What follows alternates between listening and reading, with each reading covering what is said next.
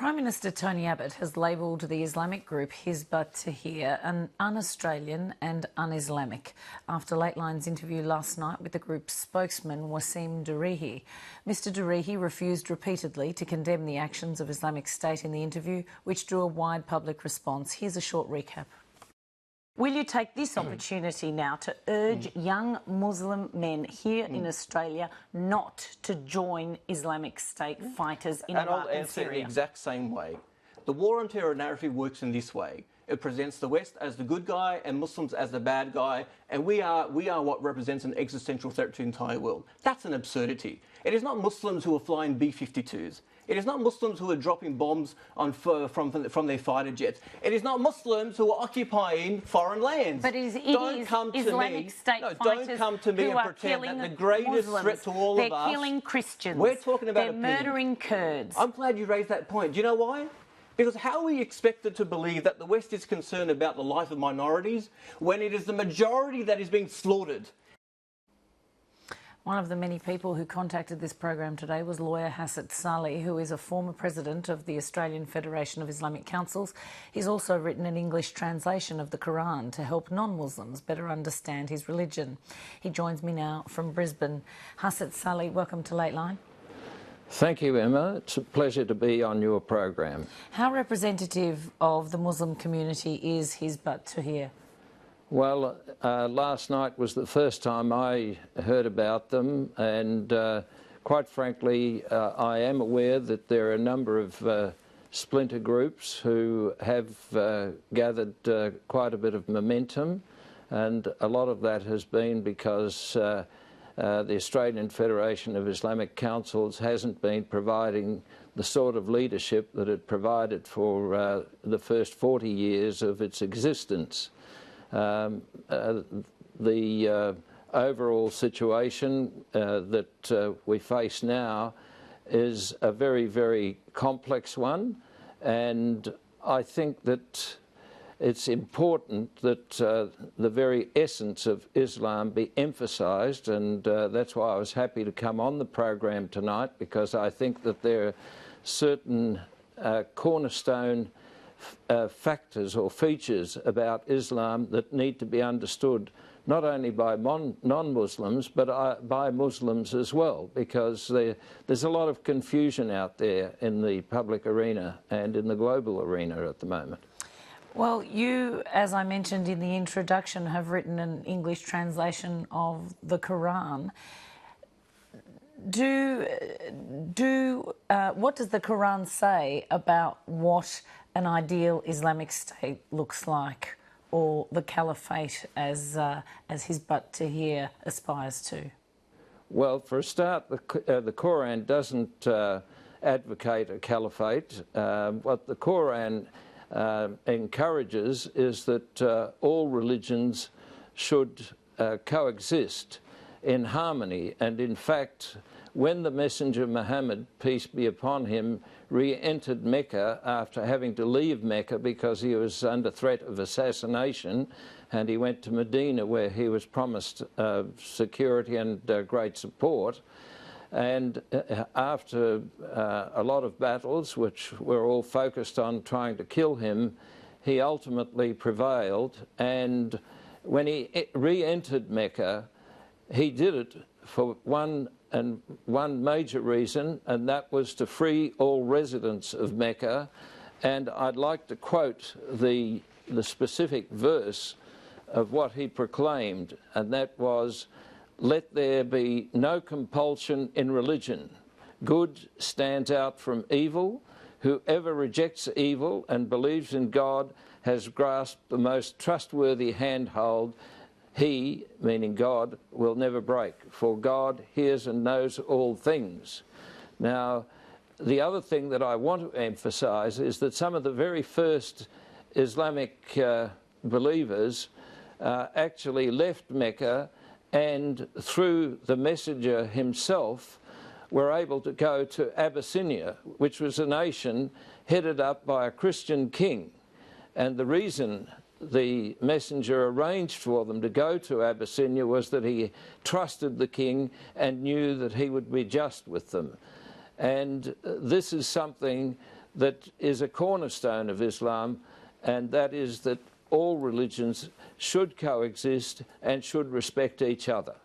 Why are, in your view, young Muslim men being attracted to the fight in Iraq and Syria and joining with Islamic State fighters? And here I mean young Australian Muslim men. Yes. As I said, there's a lot of confusion out there at the present time, both in Australia and globally. And I think a lot of young people are not getting the sort of leadership that they need. When I was heavily involved with AFIC, we spent a lot of time in trying to get the right message across, and unfortunately that's changed. And I really believe that there is a great need for the important messages, such as the verse that I quoted, to be highlighted to the children of Islamic families.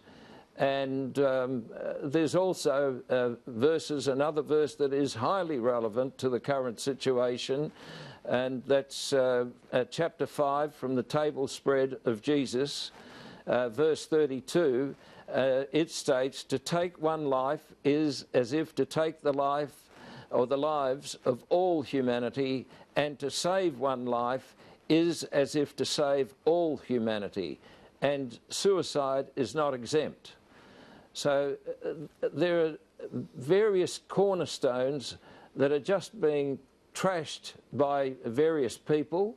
I don't want to comment on the individuals that are trying to trash the name of Islam.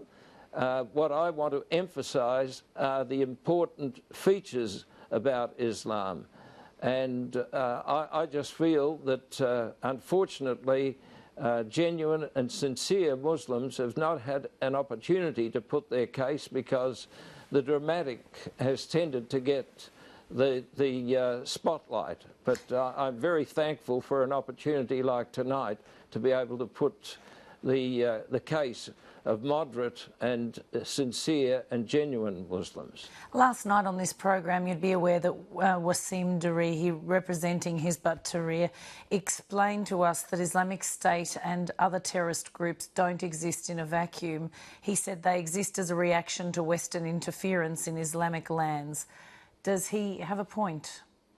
Well, there may be some substance there, but it doesn't justify anyone, I don't care what organisation they belong, to tear up the rules of not only Islam but all religions relating to common decency and respecting all humanity. As far as I'm concerned, there is an obligation on all believing people to not only serve God in whatever form or shape they want to, but also to respect and serve all humanity, and to also care for all living creatures on this earth, and to look after the fragile environment that we have on this earth. And I would accept that mistakes have been made on all sides, but that doesn't justify tearing up the common, basic, decent principles of Islam or any other religion. So what was your reaction to the news that 2 bombs have been fired today from Australian military aircrafts over Iraq? Well, as far as I'm concerned, if people are busy beheading other humans, if they're busy trying to kill people who don't believe in what they believe in, I think that there has to be some action. What I would like to see really is an initiative that I tried to get off the ground very recently with an email that I sent to the Minister for Foreign Affairs, Julie Bishop, asking her to pursue a motion in the Security Council, because I believe the UN Security Council, I believe Australia is in a very powerful position to make a tremendous impact. I don't want us to be seen as a nation that only pursues violence. I think we have a great opportunity to demonstrate that we are just as powerful in pursuing peace. And I believe that if the same action was taken courageously by former President Clinton and Prime Minister Blair in Kosovo, I think a lot of good can be achieved. In fact, in Kosovo, 54,000 troops had to go in initially in June 1999. And very promptly, the whole situation was brought under control, and today only 4,400 troops need to be in Kosovo. Now, if the same action was taken in Palestine, in the Palestinian territories, there would have been a very, very powerful move to stop all the violence and the killings that have occurred primarily in Palestine, but provoked by the missiles that were coming out of Palestine.